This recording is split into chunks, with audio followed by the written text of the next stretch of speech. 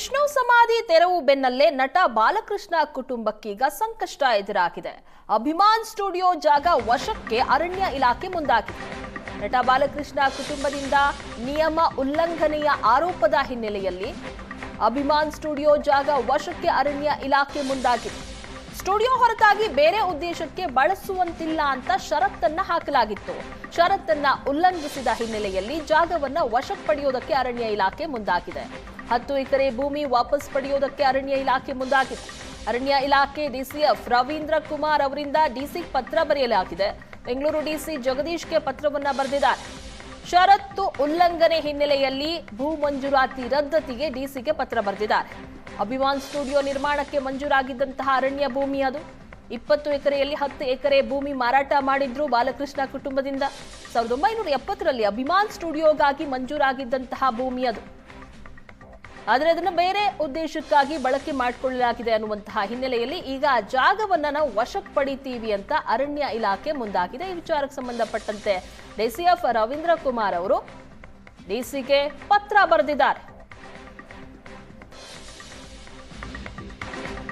ಮುಟ್ಟುಗೋಲು ಬಗ್ಗೆ ಈಗ ಅಧಿಕೃತ ಘೋಷಣೆ ಬಂದಿದೆ. ಸಿಎಂ ಭೇಟಿಯಾದಾಗ ಈ ಬಗ್ಗೆ ಸೂಚನೆ ಸಿಕ್ಕಿರಲಿಲ್ಲ ಅಂತ ಏಷ್ಯಾನೆಟ್ ಸುವರ್ಣ ನ್ಯೂಸ್ಗೆ ವಿಷ್ಣು ಅಳಿಯ ಅನಿರುದ್ಧ್ ಹೇಳಿಕೆ ಕೊಟ್ಟಿದ್ದಾರೆ. ವಿಷ್ಣು ಸಮಾಧಿಗೆ ಅವಕಾಶ ಕೊಟ್ಟಿದ್ರೆ ಗೌರವ ಇರ್ತಾ ಇತ್ತು. ಬಾಲಕೃಷ್ಣ ಕುಟುಂಬದ ಬಗ್ಗೆ ಅನಿರುದ್ಧ್ ಈ ರೀತಿಯಾಗಿ ಅಸಮಾಧಾನವನ್ನ ಹೊರಹಾಕಿದ್ದಾರೆ. ಭಿನ್ನಾಭಿಪ್ರಾಯ ಇದ್ದವರು ನಮ್ಮ ಅಭಿಮಾನಿಗಳೇ ಅಲ್ಲ ಅಂತ ಹೇಳಿದ್ದಾರೆ.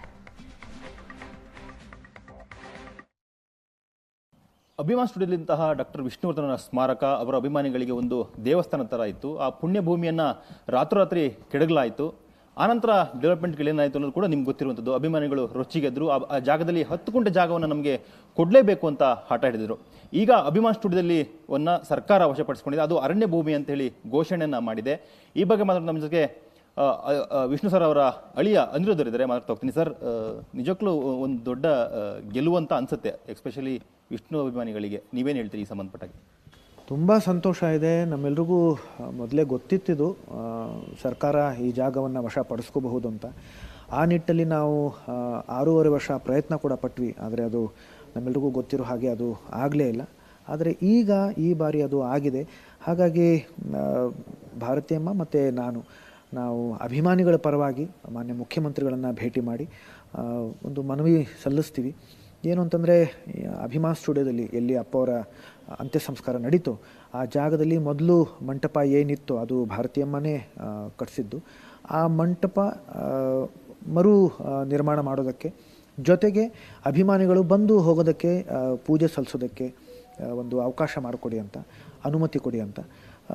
ಅದು ಸರ್ಕಾರದ್ದೇ ಜಾಗ ಆಗಿರುತ್ತೆ. ಆದರೆ ಅಲ್ಲಿ ಬಂದು ಹೋಗೋದಕ್ಕೆ, ಪೂಜೆ ಸಲ್ಲಿಸೋದಕ್ಕೆ ಒಂದು 10 ಗುಂಟೆಯಷ್ಟು ಜಾಗ ಅದಕ್ಕೆ ಅಭಿಮಾನಿಗಳಿಗೋಸ್ಕರ ಅದನ್ನು ಅನುಮತಿ ಕೊಡಬೇಕು ಅಂತ ನಾವು ಕೇಳ್ಕೊತೀವಿ. ಈಗಾಗಲೇ ಸ್ಮಾರಕ ಮೈಸೂರಲ್ಲಿ ಆಗಿದೆ. ಹಾಗಾಗಿ ನಾವು ಈಗ ಕೇಳ್ತಿರೋದು ಇದು ಭಾವನಾತ್ಮಕ ಒಂದು ನಂಟು ಇರತಕ್ಕಂಥ ಒಂದು ಜಾಗ. ಹಾಗಾಗಿ ಅಭಿಮಾನಿಗಳಿಗೋಸ್ಕರ ಇದು ಮತ್ತೆ ಮರುಸೃಷ್ಟಿ ಆಗೋದಕ್ಕೆ, ಮರು ನಿರ್ಮಾಣ ಮಾಡೋದಕ್ಕೆ ದಯವಿಟ್ಟು ಅವಕಾಶ ಮಾಡಿಕೊಡಿ. ಅಭಿಮಾನಿಗಳಿಗೆ ಬಂದು ಹೋಗೋದಕ್ಕೆ, ಪೂಜೆ ಸಲ್ಲಿಸೋದಕ್ಕೆ ಅವಕಾಶ ಮಾಡಿಕೊಡಿ ಅಂತ ಅಭಿಮಾನಿಗಳ ಪರವಾಗಿ ಅವರ ಪ್ರತಿನಿಧಿಯಾಗಿ ನಾವು ಹೋಗ್ತಾ ಇದ್ದೀವಿ. ಮೊನ್ನೆ ನೀವು ಒಂದು ಪ್ರಶಸ್ತಿ ಬೇಕು ಅಂತೇಳಿ ಅಪ್ಪಾಜಿ ಅವರು ಕೇಳೋದಕ್ಕೂ ಹೋಗಿದ್ರಿ. ಹಾಗಾಗಿ ಪಾಸಿಟಿವ್ ರೆಸ್ಪಾನ್ಸ್ ಬಂದಿದೆ. ಜೊತೆಗೆ ಈಗ ಈ ಡೆವಲಪ್ಮೆಂಟ್ ಆಗಿರೋದ್ರಿಂದಾಗಿ ಸರ್ಕಾರ ಎಲ್ಲೋ ಒಂದು ಕಡೆ ನಿಮಗೆ ಪಾಸಿಟಿವ್ ರೆಸ್ಪಾನ್ಸ್ ಮಾಡುತ್ತೆ ಅಂತ ಅನ್ಸುತ್ತೆ. ಹೇಗೆ? ಕೊಡಿ ನೀಡಿ ಅಂತ ನಾನು ಕೇಳಲಿಲ್ಲ. ಅದು ಕೇಳೋದು ಸರಿಯಾದ ಒಂದು ಕ್ರಮ ಕೂಡ ಅಲ್ಲ, ಅಥವಾ ಅದು ಪದಗಳೇ ಅಲ್ಲ. ಅಪ್ಪ ಅವರು ತುಂಬ ಅರ್ಹರು ಅದಕ್ಕೆ. ಹಾಗಾಗಿ ಜ್ಞಾಪಿಸೋ ಕೆಲಸ ಮಾಡಿದ್ದೀನಿ ನಾನು. ನಿಮಗೆಲ್ರಿಗೂ ಗೊತ್ತಿರೋ ಹಾಗೆ ನಾನು ಕೆಲವು ಅಭಿಯಾನಗಳನ್ನು ನಡೆಸ್ತೀನಿ. ಸ್ವಚ್ಛತೆ ಅಭಿಯಾನ, ಸುರಕ್ಷತೆ ಅಭಿಯಾನ ನಡೆಸ್ತೀನಿ. ಅಲ್ಲೂ ಕೂಡ ಅದೇ ಮಾಡ್ತೀನಿ. ಒಂದು ಕೇಳ್ತೀನಿ ಕೂಡ, ಜೊತೆಗೆ ನಾನು ಜ್ಞಾಪಿಸ್ತೀನಿ. ಅವರವರ ಜವಾಬ್ದಾರಿ ಅವ್ರಿಗೆಲ್ಲ ಗೊತ್ತೇ ಇರುತ್ತೆ, ಅದನ್ನು ಜ್ಞಾಪಿಸ್ತೀನಿ. ಈಗ ಡೆವಲಪ್ಮೆಂಟ್ ಆಗಿರೋದ್ರಿಂದಾಗಿ ಫ್ಯಾನ್ಸ್ಗಳನ್ನೆಲ್ಲರೂ ಸೇರಿಸ್ಕೊಂಡು ಮತ್ತೆ ಕರೆದು ಮಾತುಕತೆ ಮಾಡಿ ಏನಾರು ಒಂದು ಮಾಡೋಣ ಅನ್ನೋ ಮುಂದೆ ಹೋಗೋ ನಿಟ್ಟಿನಲ್ಲಿ ನಿರ್ಧಾರ ತಗೋಬೋದಾ ಅಂತ ಹೇಳ್ತಾರೆ. ಈಗ ಅಭಿಮಾನಿಗಳ ಪರವಾಗೇ ಹೋಗಿ ಮೊಟ್ಟ ಮೊದಲು ಮನವಿ ಪತ್ರನ ಸಲ್ಲಿಸ್ತಾ ಇದ್ದೀವಿ ಮಾನ್ಯ ಮುಖ್ಯಮಂತ್ರಿಗಳಿಗೆ.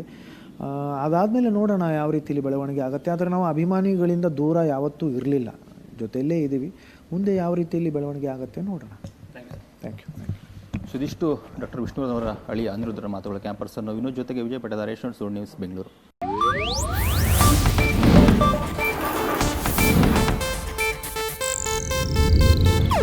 ಇದು ಏಷ್ಯಾನೆಟ್ ನ್ಯೂಸ್ ನೆಟ್ವರ್ಕ್ ಪ್ರಸ್ತುತಿ.